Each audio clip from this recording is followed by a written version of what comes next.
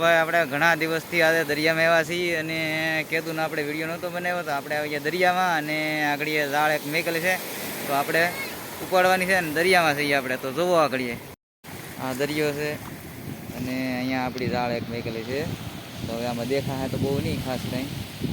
આ રીત દેખાય છે તો કેમેરામાં ઝૂમ કરીએ આ જે તણા દેખાય અંદર લાઈન છે એ ઝાડ છે તો આપણે એના ઝાડ મેકેલી છે અને ઘણા દિવસ વહી ગયા છે ઘણા લોકો પૂછતા હા કે તમે ભાઈ વિડીયો કેમ નહીં આવતો પણ હવે આપણે એ પછી બધું વાત કરીશું તો અત્યારે તો આપણે અહીંયા છીએ અને હેઠ આ પાણીનો કિનારો છે અહીંયા બધા ઊભા છે અને આવી રીતનું કંઈક વાતાવરણ છે તો હાલો હવે આપણે એ ઝાડે ને ઝાડ ઉપાડી લઈએ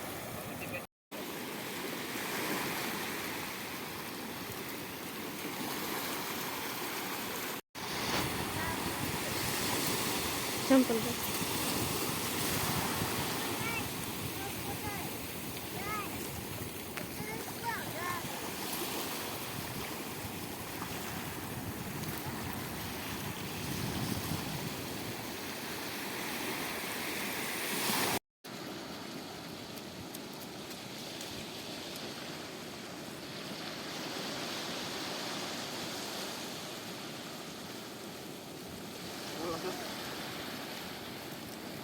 લીધી છે તો આ ઝાડ ઉપાડી લીધી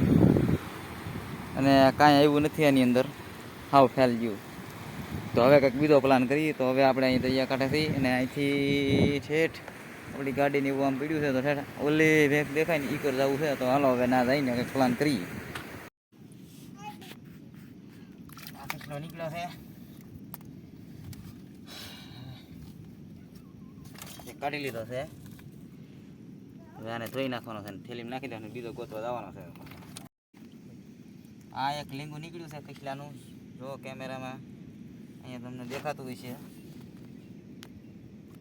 આ છે અને આમાંથી કાઢવાનું છે હાથની અંદર છે પણ હવે તૂટી ગયું છે હાથમાંથી માછલું કાઢ્યું છે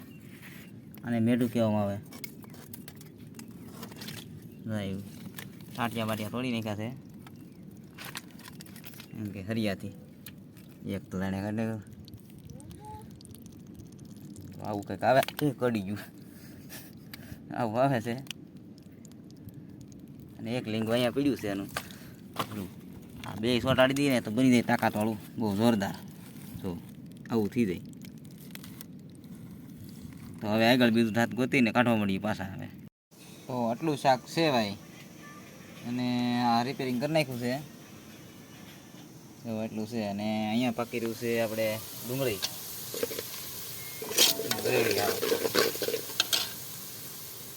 આ બની ગયા છે લોટના ફીંડલા એટલે કે સીણાના લોટના કિસલાની અંદર છીબડીમાં ભરવાના આવે પણ એમાં નહીં ફીરે આપણે નવીન પ્રયોગ કર્યો છે કે આવી રીતના મેકા છે અને શાકની અંદર નાખવાના છે તો જોવો આગળ કેવું થાય વિચારીએ પછી મરચું આ મીઠું આમાં નાખી દીધું ધાણા જીરું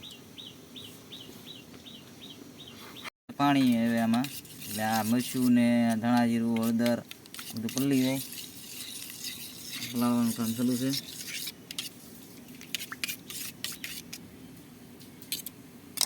બીજા નંબરમાં આ થઈ ગયું છે યાર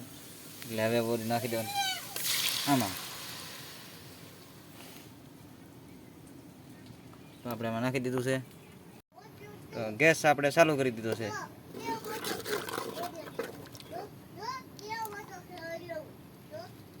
હવે આમાં હલાવવું પડશે ઘડીક આગળ ગરમ થઈ જાય એટલે તેલ મરચું પાકવા મળશે તો આજે આપણે કંઈ જાદુ શાક પકડી નથી કે પણ છતાંય આપણે બનાવીએ છીએ ને જોવો અહીંયા આ બધું કાર્યક્રમ ચાલુ છે એમને હવે આ મરચું આવી ગયું તો આવું કંઈક હોય આપણે બનાવવાનું અને હમણાં કાંઈ આપણે ટાઈમ મળતો નહોતો એટલે વિડીયો બનાવ્યો નહોતો ને શાક આવતું નહોતું એના માટે આપણે બેન રાખી દીધું હતું હમણાં તો આજે ટ્રાય કરવા જતા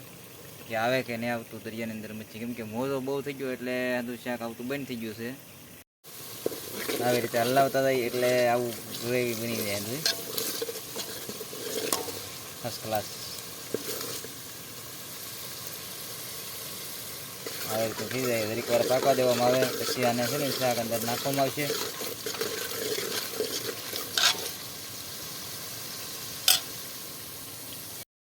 તો મરચાંનું ઓલરેડી બધું પાકી ગયો મસાલો અને હવે નાખવાનું છે આપણે આ વસ્તુ. તો આમાંથી આ બોયા છે એને એક કોઈ કાઢવો પડશે, માસ્કી કહેવામાં આવે, એને નોખ કાઢી એમ કે એ રંધાઈ જાય. તો હવે આ વસ્તુ છે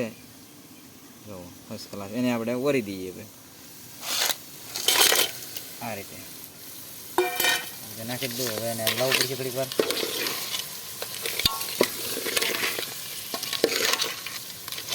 પ્રેક્ટિસ પ્રમાણે બનાવવાનું હોય. ઘણા લોકો ડાયરેક્ટ તેલ મરચું પાણી બધું ભેગું નાખીને બનાવી નાખે. આપણે એવી રીતનું બનાવતા નથી, કેમ કે મરચું શેકીને બનાવેલું ખાવા મજા આવે છે, એટલે આપણે આવી રીતનો પ્રયોગ કરીએ છીએ, બનાવી છીએ. આ રીતના આપણે કરતા હોઈએ. હવે આની અંદર આપણે નાખવાનું છે પાણી. તો આપણે ઓલા ઢોકળા બનાવેલા હતા એ નાખી દીધા છે અંદર. જો આવી રીતે થઈ ગયું છે ને હવે એને ઢાંકી દેવાનું. તો શાક ફાઇનલી આપણું પાકી ગયું છે. જો ઢોકળા અને કસલાનું શાક, આ રીતનું શાક બને છે ઢોકળા અને કસલાનું. તો આપણે આ બનાવી નાખ્યું છે અને આજની રેસીપી અહીંયા પૂરી કરીએ છીએ. વિડીયો ગમી ગયો હોય તો લાઈક અને શેર કરજો, અને ન ગમે તોય શેર કરી દેજો.